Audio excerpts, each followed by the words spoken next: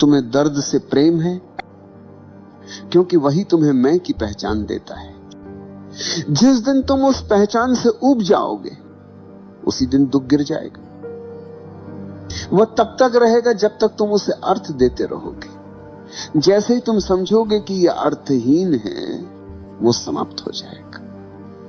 और उस दिन पहली बार तुम्हारे भीतर शांति जन्म लेगी। शांति जो किसी सुख से नहीं आती, बल्कि दुख के अंत से आती। शांति जो प्रयत्न से नहीं आती, बल्कि समझ से आती। दुख समझ में बदल जाए तो वही करुणा बन जाता है। और करुणा में कोई आंसू नहीं, सिर्फ प्रकाश होता है। जब दुख मिटता है तो जो बचता है वो प्रेम है। वही प्रेम जो किसी से नहीं, सबके लिए होता है।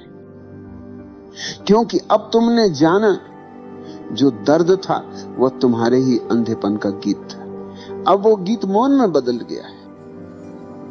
तुम कहते हो मैं दुख से मुक्त होना चाहता हूं, पर अगर मैं सच में तुम्हारा दुख छीन लूं तो तुम बेचैन हो जाओगे।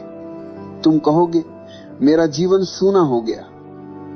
क्योंकि दुख तुम्हारा संगीत है, उसी में तुम्हारा अर्थ छिपा है। तुम बिना दर्द के जी ही नहीं सकते। तुम्हें दुख से मुक्ति नहीं चाहिए, तुम्हें आरामदायक दुख चाहिए। इतना कि जी सको, इतना कि रो सको, इतना कि कह सको देखो मैं सहन कर रहा हूं। मनुष्य का सबसे बड़ा विरोधाभास यही है। वह हर दिन वही करता है जिससे उसे दुख मिलता है, फिर भी वो सोचता है कि वो सुख की खोज में है। वो जिन चीजों से जला है उन्हीं को फिर से छूता है। वो उसी आग के पास लौटता है और कहता इस बार शायद नहीं जलेगा। वह जलना छोड़ नहीं सकता, क्योंकि आग उसकी पहचान है। लोग सोचते हैं कि वे आनंद चाहते, नहीं, वे बस थोड़ा सा नया दुख चाहते हैं, पुराने से थोड़ा अलग, थोड़ा रंगीन, थोड़ा मीठा। और यह खेल चलता रहता है। तुम्हारा मन दुख में आराम पाता है, क्योंकि वहां कोई जिम्मेदारी नहीं होती। अगर तुम दुखी हो तो दोष किसी और का है, समाज का, परिवार का, परिस्थितियों का, किसी ईश्वर का। दुख तुम्हें यह सुविधा देता है कि तुम अपने आप को निर्दोष मान सको। तुम्हें यह सुख चाहिए, दुख का भी सुख, क्योंकि दुख में तुम केंद्र में हो और सुख में तुम गायब हो जाते हो। देखो, तुमने ध्यान दिया होगा, जब तुम खुश होते हो तुम भूल जाते हो कि तुम कौन हो, और जब तुम दुखी होते हो तुम तुरंत याद कर लेते हो मैं हूं। दुख में की स्मृति है, सुख में की मृत्यु है। इसीलिए तुम दुख से चिपके रहते हो। तुम्हारा मन इतनी सूक्ष्म चालें चलता है कि तुम उन्हें पकड़ भी नहीं सकते।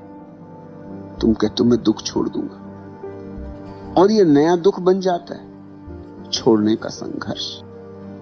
तुम कहते हो मैं दुख से ऊपर उठूंगा, और ये ऊपर उठने की चाह तुम्हें और गहरा नीचे खींच लेती है, क्योंकि चाहे किसी भी दिशा में हो, वो पकड़ है। जो पकड़ता है वह कभी मुक्त नहीं हो सकता।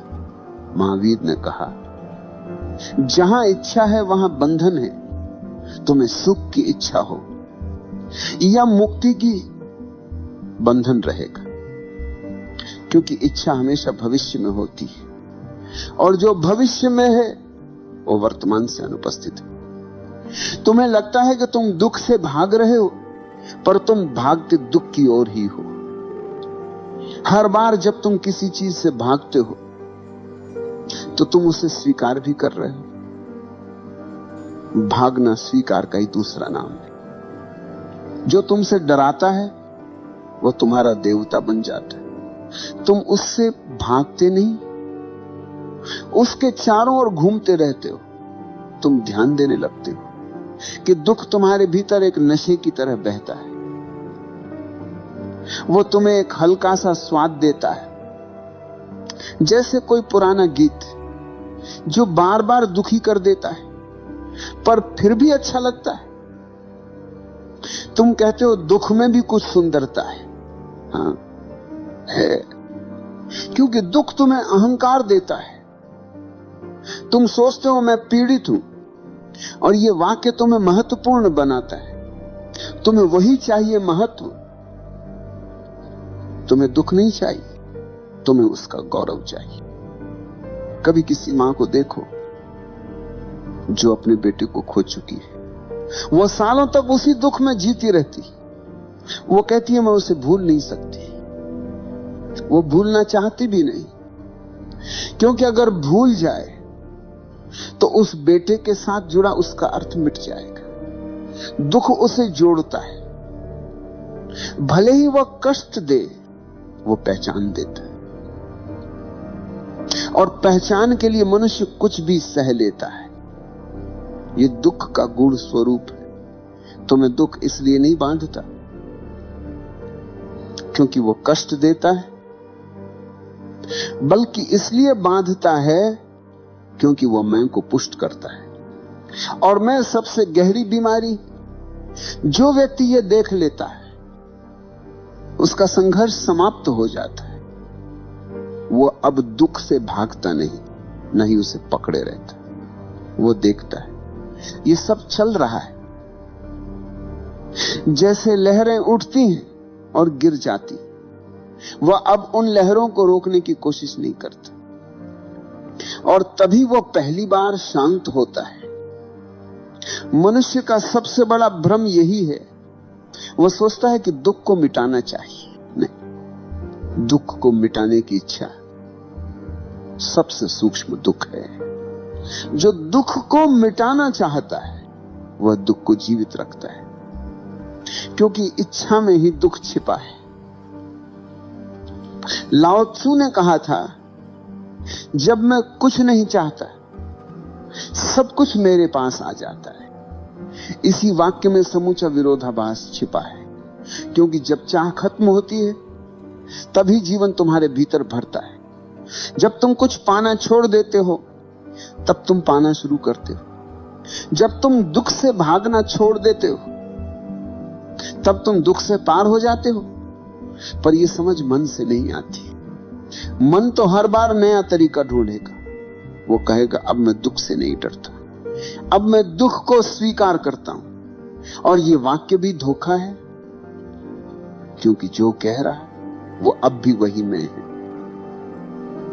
जो खुद को ज्ञानी बनाना चाहता है। ज्ञान की चाह भी अज्ञान है। जो जान लेता है हर चाह, हर पकड़, हर विरोध उसी जाल का हिस्सा है, वो कुछ नहीं करता, वो बस देखता है।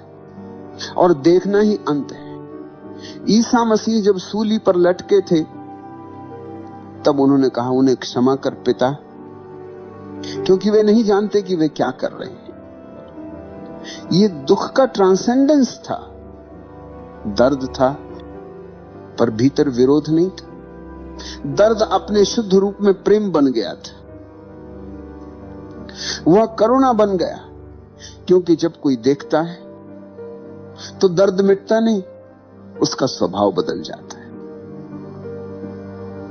महावीर के शरीर पर घाव थे, पर उनके भीतर कोई शिकायत नहीं थी, क्योंकि दुख अब उनके लिए बाहरी चीज था।